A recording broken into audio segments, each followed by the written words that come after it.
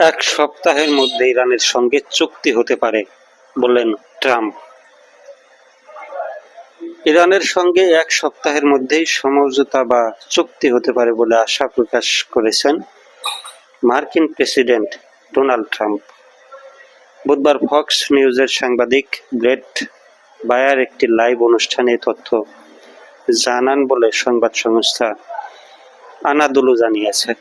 Buyer বলেন, সম্প্রতি ট্রাম্পের সঙ্গে তার ফোনালাপ হয়েছে।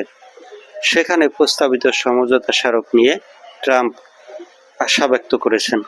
সময়সীমা জানতে চাইলে তিনি জানান, সবকিছু ঠিক থাকলে এক সপ্তাহের মধ্যেই চুক্তি চূড়ান্ত হতে পারে।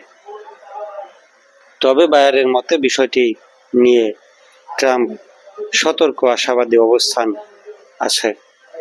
প্রস্তাবিত চুক্তির ক্ষেত্রে মূলত দুইটি বিষয় গুরুত্ব পাচ্ছে: ইরান থেকে উচ্চমাত্রার সমৃদ্ধ ইউরেনিয়াম অন্যত্র সরিয়ে নেওয়া এবং হরমুজ প্রণালীতে বাণিজ্যিক জাহাজ চলাচল পুরোপুরি স্বাভাবিক রাখা নিশ্চিত করা।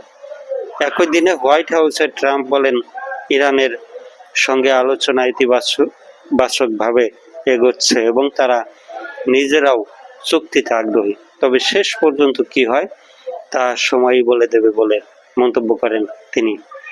উল্লেখ্য, 28 ফেব্রুয়ারি ইরানের বিরুদ্ধে যুক্তরাষ্ট্র ও ইসরায়েলের একতরফা হামলার পর পরিস্থিতি আরো উত্তপ্ত হয়ে ওঠে। জবাবে ইরান ইসরায়েল ও উপসাগরীয় অঞ্চলে মার্কিন মিত্রদের লক্ষ্য করে পাল্টা হামলা চালায় এবং হরমুজ প্রণালীতে চলাচল সীমিত করে দেয়। পরবর্তীতে পাকিস্তানের মধ্যস্থতায় 8 এপ্রিল থেকে যুদ্ধবিরতি কার্যকর হয়। তবে ইসলামাবাদে অনুষ্ঠিত আলোচনা স্থায়ী কোনো চুক্তিতে পৌঁছাতে পারেনি। এরপর ট্রাম্প কোনো নির্দিষ্ট সময়সীমা ছাড়াই যুদ্ধবিরতির মেয়াদ বাড়ান।